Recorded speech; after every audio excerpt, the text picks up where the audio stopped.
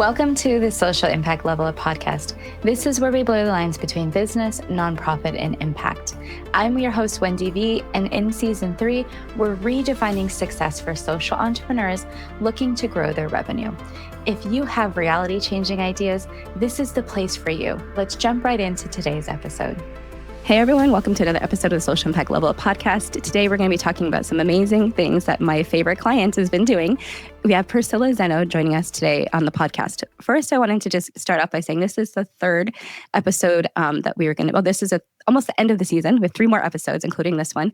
And we'll be going into season 4 later in the year in 2025. So this is a very special episode for me because, again, we're saving all of the good guests for last.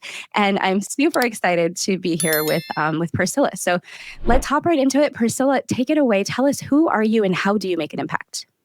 My name is PerCila Zeno, and I am a state-approved trainer for peer recovery support.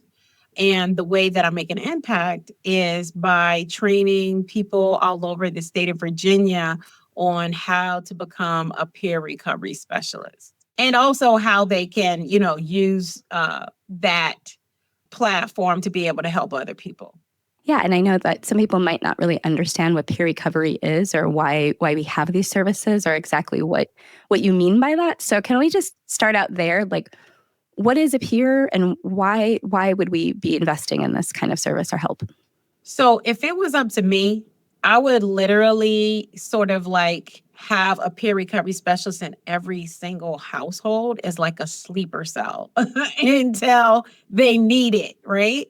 Because for me, so my story is that in 2011, I lost my son. He was murdered in Norfolk, Virginia. And at the time, we were serving our country in Japan. And we were on a very small base called Misawa Air Base. And we had to fly back to Virginia, do all of the arrangements for my son. And then we were stuck with this grief, and we were stuck with all of these emotions and these feelings. And there was no one there to help us through any of it, to maneuver any of it, to provide community resources while we were there, because we could only be in the area for a while before having to fly back to Japan to finish our tour. And even going back, we didn't have anyone there as well. So after going through all of that and then having to come back, finishing that tour, and then having to come back to the very place where I have all of these memories of my son, I still didn't have anyone that had the same lived experience of depression or grief or, maybe some of the things that I had been living with throughout my life that I just never addressed. And so this training, what it does is it provides you with the necessary tools that you need to fully understand that when you go through something and you've been able to recover from it, what tools and skills can you acquire to help someone else also get through the exact same thing? Just so happened, I had to do my own work in terms of my own self coping strategies, but I also had to, incorporate my psychiatrist at the time and my therapist at the time. And in doing so, what I understand now is that even though I may never get over what I went through, I have been able to get through what I went through. And so now I'm helping people around the state of Virginia to be able to help others. Have you been looking all over the internet for templates that actually apply to social impact organizations? Check out learngrowthrive.wendyveloz.com for resources, courses, templates, and more. This is your one-stop shop for DIYer social entrepreneurs growing work that matters. Again, that's learngrowthrive.wendyveloz.com, where you can find solutions made just for you.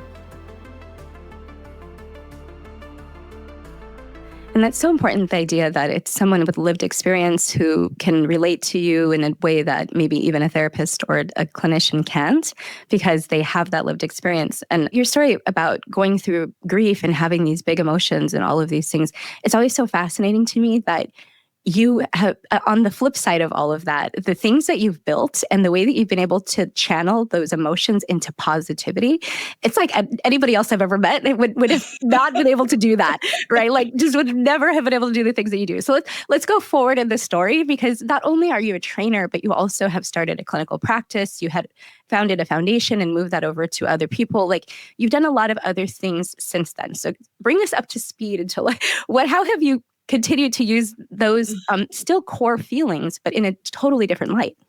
So ultimately, I saw an opportunity to be able to provide this support to the clinical field, which was already kind of in the clinical field, but and still to this day, it's not vastly used as it should be.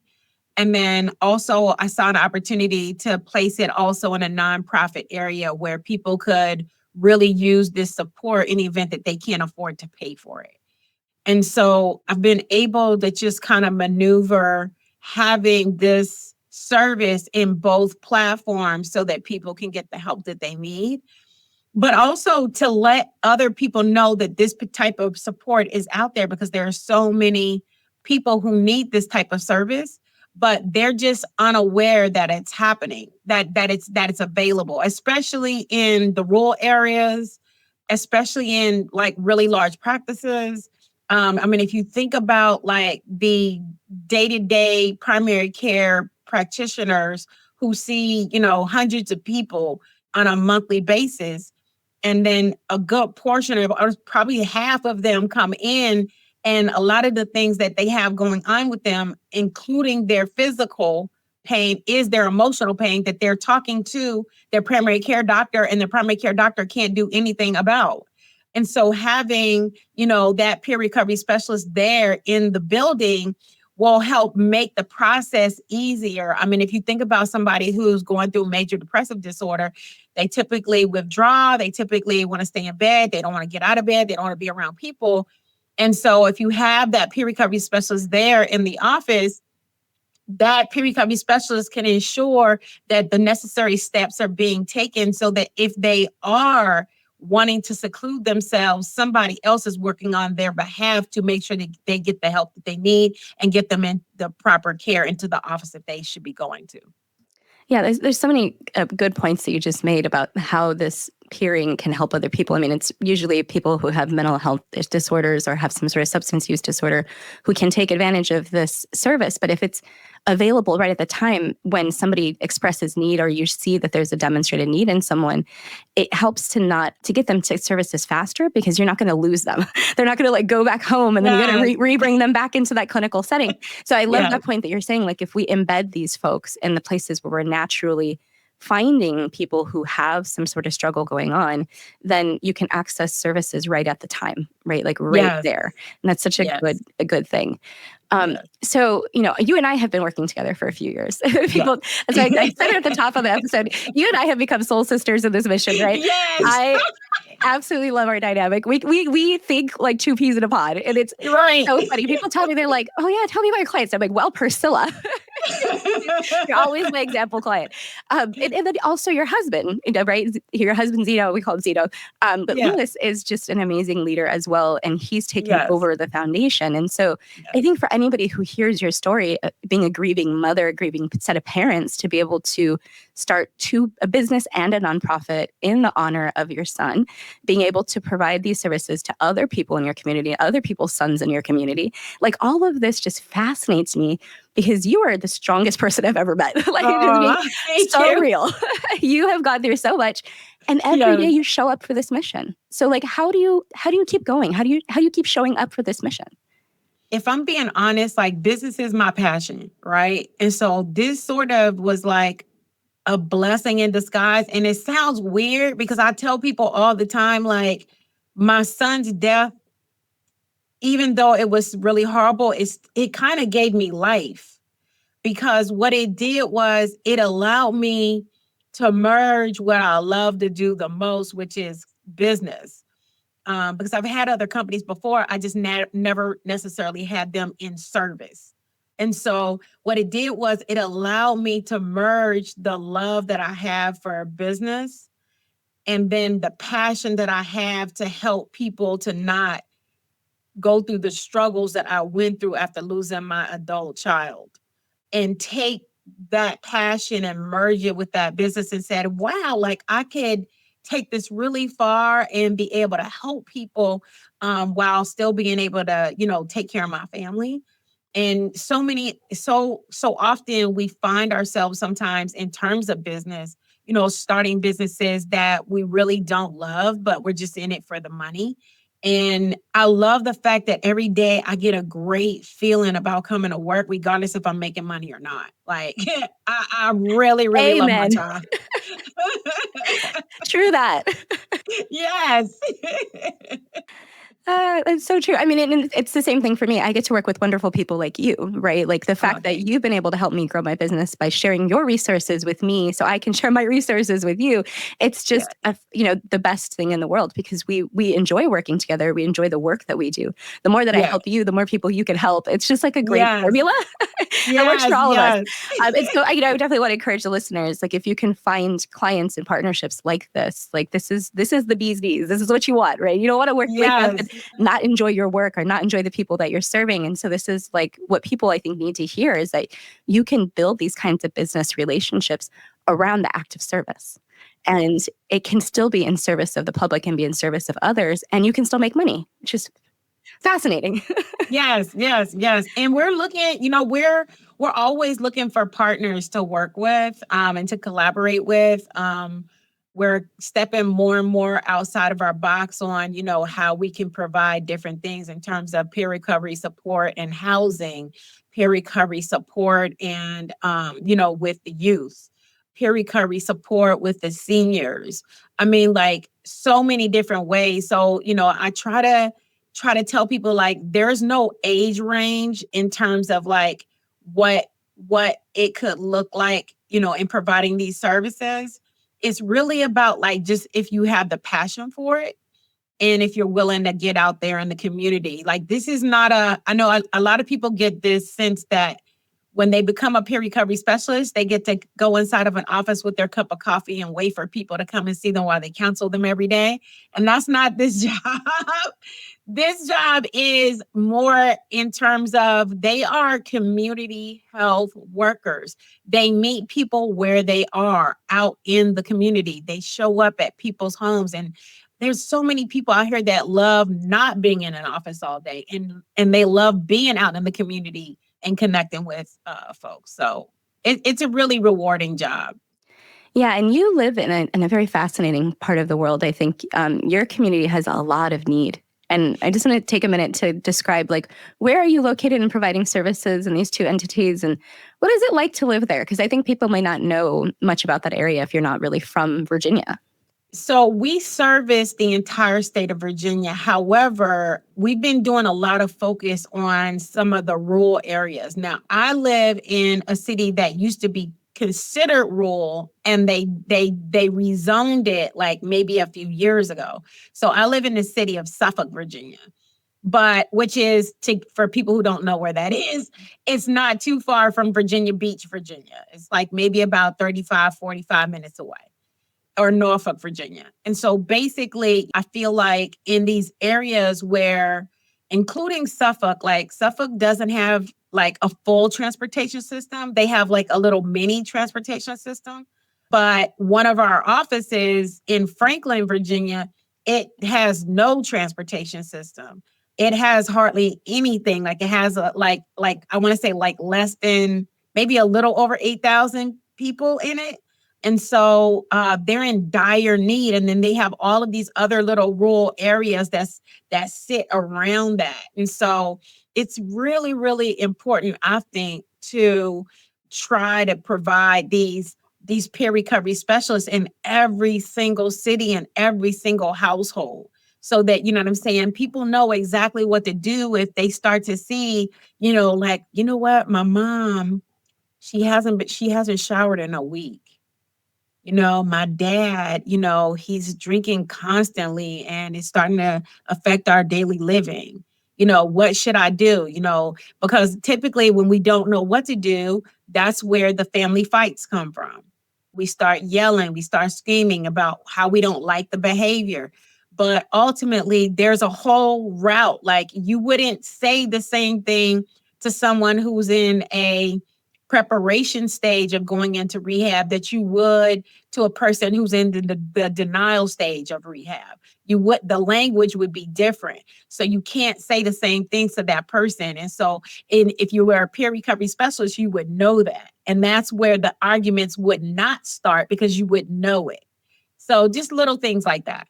Yeah, those are such good examples of how the work is like so transformative on an individual level, but also you said, on the communal level, like, right. So having people available in the community in the natural spaces that you go, especially in these very under-resourced communities. I think people, you hear the word rural, but until you drive, like I did last October to see you, I was like, man, there aren't even cows out here. Like the cow, what is going on? Cows, horses. I was looking, I was like, we were driving around trying to identify what plants were growing. We're like, what is that crop? What is this crop? Do you know what that one is? Like it's right. Definitely different from my inner city life, right? Like this is not New York City, this is not Baltimore, it's not DC, right? No, it's not the city at all. So the distances people travel for services is really far. And like you said, there's no transportation. There's probably very few choices, right? Mm-hmm. So when you have somebody like you who's trying to bring high quality services to the community, we want to support you in doing that because you're basically doing something that's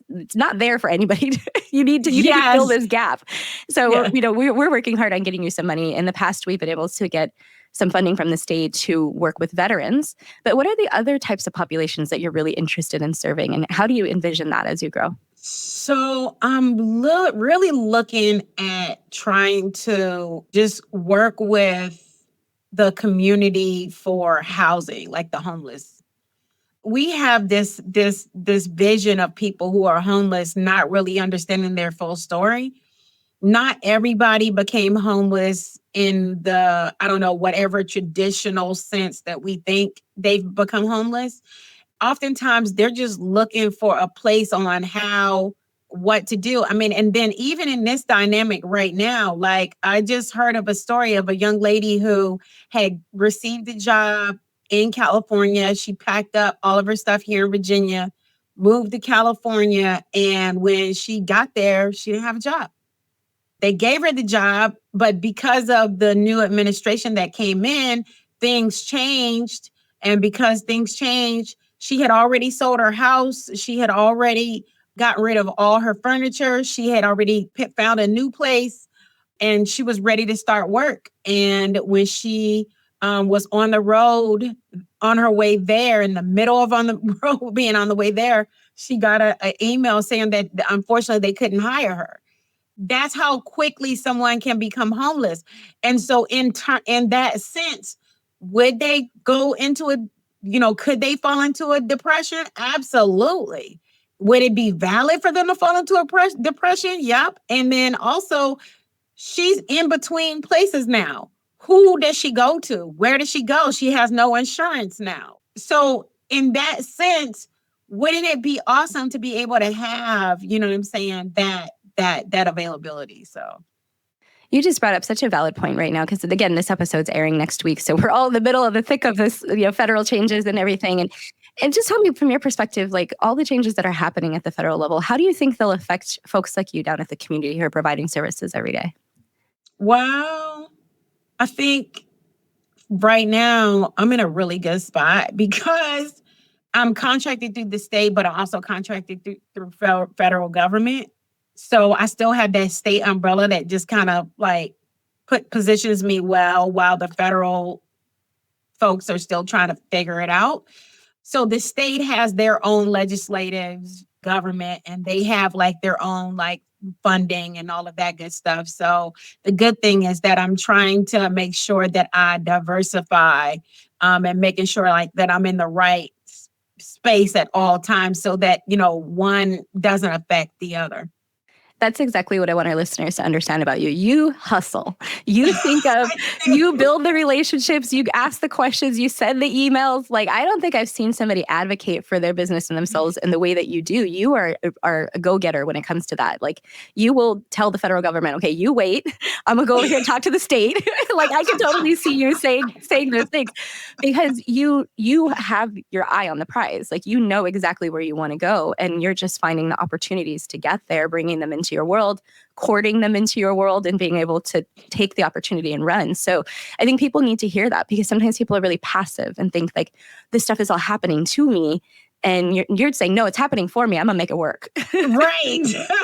I'm gonna turn that lemon into lemonade every time, no matter what. I mean, everything. Because it's important to do that, because that's what resilience is about. And that's what we talk about so much in peer recovery support. Like, this job teaches me every day, like, whatever is happening in this moment is just this moment and today. It's not something that's going to last forever. And then the death of my son taught me that, I thought that my son was going to have to bury me someday, right? Never thought that I would have to bury him. So his death taught me that no day's promised to me, and live everyone like it's my last. And I'm telling you, I'll really do that. Like, every single day, I am doing everything as if today is my last day, I'm getting it today.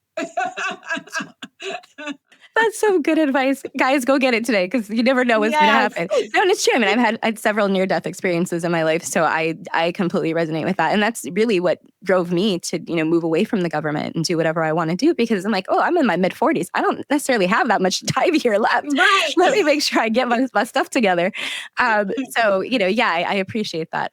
So you also wrote a book, though, which I think is fascinating. Yes. So talk about your book. What did you share in your book? It's called The Healing Partner, is that right? So it's called I Am Healing. I Am Healing. Yes, I Am Healing: The 7 Secrets to Wellness and Self-Care. I have been carrying the pregnancy of that book in my spirit for years. I didn't know, I didn't have it, what I needed to just birth it. And like I said, the death of my son, it just motivated me to just like live every day like it was my last. And I was like, I'm getting this book out, because people need to know that we're human. We're not perfect. And you know what I'm saying? And healing is a process. I quote Zeno and look at this, is the irony of this. I quote Zeno of Centium all the time. And one of his quotes is, wellness is attained little by little, and yet nevertheless no little thing itself. And that is literally like my motto, right, for how I live. And I wanted to make sure that I wrote a book where it wasn't just like telling you a story. It's more like a workbook that allows you to read each story to see how we can heal ourselves. And then what questions should we be asking ourselves to be more self-aware about the self-sabotaging behaviors that we continue to do, and how we can, actually write it all out so that we can get out what we've been holding for so long, the heaviness. Yeah. No, I think I need to read that book. I don't know how I've not read your book before. It's so funny. I need to get a copy next time I see you. But the healing of yourself is definitely a journey. And I think that putting time into your own well-being, self-awareness is a big part of that. But people sometimes just are not willing to be self-aware. That's just not where they're at. And so it sometimes makes it difficult for people like me and you who are like, but we can see it. And we're like trying to help you work through it, and you don't even know it's there. So that's always an interesting time. But I want to ask you this question, because your whole episode basically is about this, but this is what this season is about. How have you redefined success for yourself over the course of this journey? I think I have redefined success in terms of how to make what I love to do and be able to put a price tag on it so that I will feel comfortable and I will feel true to myself that I love showing up every day and doing the work, that even if the money stopped, I could keep going. And I've had all of these other companies, and I can tell you that not one of them I would put in the work that I have been putting into these. There's not one. And mostly because of the relationships and the rapport. So if I said, if I'm talking about, redefining success, it's about seeing that success doesn't necessarily have, for me, it doesn't always show up monetarily. Success for me shows up in the people. When I see, like, 4 weeks ago, they were about to go to jail. And now this week, the judge let them stay, with us because they're healing, and the judge sees that they're doing better. These type of success stories for me is like, it's worth way more money than any bank could hold because of that. You know what I'm saying? And being able to see, like, I was a part of allowing another parent to not experience what I experienced with their adult child because we got them to this state.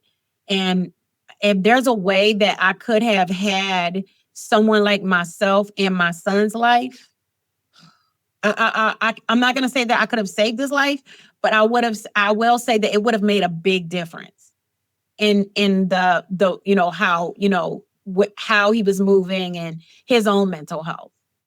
Yeah. No, that's a great message that money isn't always the best expression of success. But in our professions, though, even getting paid for the things we do equals we did something. We did something good for someone, which I think is kind of interesting. When I do get money, I'm like, oh, yay, money. And then I'm like, oh, but really what happened was PerCilla got this amazing grant and we're doing all this work, right? So it is kind of funny. Those things kind of go together, but you do have to decouple them in some ways because the stories are more important, at least to me and you, than the actual money. So we have one last question, and then we're going to do a little plug for you and where people can find you. But the question is, how do you maintain your well-being so you can continue to show up and serve all these people? That's a great question. So one of the things that I do is I am really big on chanting. I'm really big on meditation, mindfulness walking. I'm really big on self-awareness, writing. Writing doesn't necessarily have to be like you have to sit down and just spend an hour writing some things out. Writing can be like, if I'm, kind of irritated or pissed off about something, I could just get a piece of paper, write out how I feel so I could just get it out so that I don't then come home and give it to the people that I love when I've been smiling in everybody else's face all day. Like, that's not right. So it's about making sure that we show up in our most authentic selves in the best way that we can, by making sure that we are self-aware about our own triggers, our own behaviors, and what do we need and how do we get what we need based on that. I love that. And then I have one question too, because now you have 2 extra minutes, so you didn't talk enough. I'm just kidding. But if you could say anything about me and our relationship and our work together, what would you say? What would you tell other folks? I would say one of the things that I love about working with you is that you help take an idea way farther than what we can see at the time. And sometimes it's because we have so much going on, we can't see that other thing. And I love the fact too that when we work together, neither of us are stifling one another, in terms of, ego or, oh, well, I don't want to hear that idea because I'm stuck on this. Like, I love how you find a way to listen and how you open yourself up to hearing all of the other things that typically don't necessarily go with the project. Within time constraints, of course. We tangent a bit. Yeah, we do. But I don't know of any other person that I could have done any of these projects with, to be quite honest with you, Wendy. I really do. I really, really love you. I really do. I love you too, sis. I love that. And I received the feedback. And I think it's important to have, a thought partner and to be able to Yes. confide and say, this is what I got going on. I can't handle that right now or whatever. And then come back to the conversation and say, hey, but we got to press forward. Someone's accountable for helping you press Yes. forward. It's like, okay, but we left off here. We got to get to over here. Remember, don't forget. Yes. Got 4 more steps. Let's get it done. Yes. So Yes. yes, I'm just here to support. Yes. And also too, real quick, because I know we got to go, but I just wanted to say the one other thing that I absolutely love that no one else has ever done with me, and all of the consultants and all of the coaches that I have had in the past, is not one of them has done what you made me do, which was that mind mapping thing. Idea surgery. That was phenomenal, because it helped me with really organizing, what I have and how it's supposed to be laid out. And then to just have that follow-up of you actually coming and making sure that we're being true to that was like gold. Like, it was because the staff started to understand more, because I couldn't articulate it the way you could. It was phenomenal. So, like, no lie, like, if they are not hiring you like every day, like, I don't understand it. I'm the best kept secret, girl. No, yeah, an idea surgery. I don't think I talk about it as much on the podcast, but it's my visual mind mapping process that I put every client through so that I can understand what's in your brain. And it helps me physically see what you're thinking about. It helps you physically see what you're thinking about and where there's points of contention, overwhelm, possibilities, like all the things that come out of those conversations. So for people who don't know what we're talking about, it's all over my social media. I've been trying to push it more because I think that it's a process that's really cathartic for founders who are carrying all that baggage with them every day. And they're just kind of like doling out pieces of it where they can. But it's like that stuff is just jumbled in your head. And how can we get a strategy out of all of those thoughts that you have and move forward and then get to the action? Yes. Yes. And also too, what I also noticed is that what you did was you helped me understand where I was leaving money on the table. Oh yeah. So that was good too. About efficiencies and being effective and finding, ways that we can get more money. I mean, the name of the game, even when you're in social services, is money, right? We gotta have money to do the good. We can't do the good without the money. And the money always gets put off as evil, but it's not evil. It's necessary. So we need to figure out we can't leave money on the table. That's not an option. So I love this episode. Has been so great. It's always so good to talk to you, my love. And I hope that people, really resonated with some of the stuff that you said. I know it's such a touching story for me to be able to tell that to our audience. But can you give people a quick plug? Where do we find you, or if people resonated with what you're doing, if they're in the Norfolk, Suffolk area, like how can folks find you? They can find me if they go to thehealingpartner.com. It's literally spelled out just like that, thehealingpartner.com. And it'll end up taking you to PerCillaZeno.com. But people spell PerCilla wrong. So I always do thehealingpartner.com basically. And you can, we have a contact button that you can just type in what your needs are, whether it's training or, if it's assisting you with some business insight, whatever it is, we can provide it. Yeah, and if folks are interested in clinical services in the Franklin area, and that area, you have the Zeno Wellness Or in the state of Virginia. In the state of Virginia, we have Zeno Wellness Group is your clinical practice. And then on the flip side, we talked about the nonprofit organization that your husband's running. That Zen Life Wellness Foundation also provides services primarily to people who don't have insurance or aren't able to pay for their clinical services and still need peer supports. So we've got a lot going on for you if you're interested in coming and getting some services. If you need to read a book, feel free to read that book. And I'm so excited to have had PerCilla here.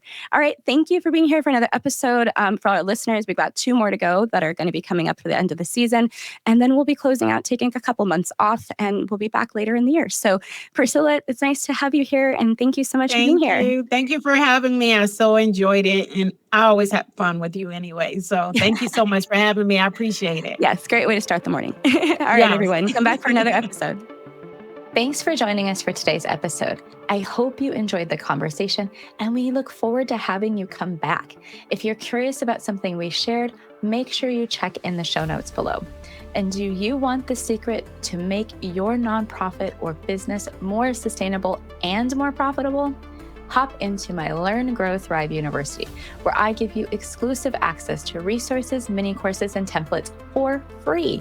All you need to do is sign up at wendybelos.com/university. See you next episode.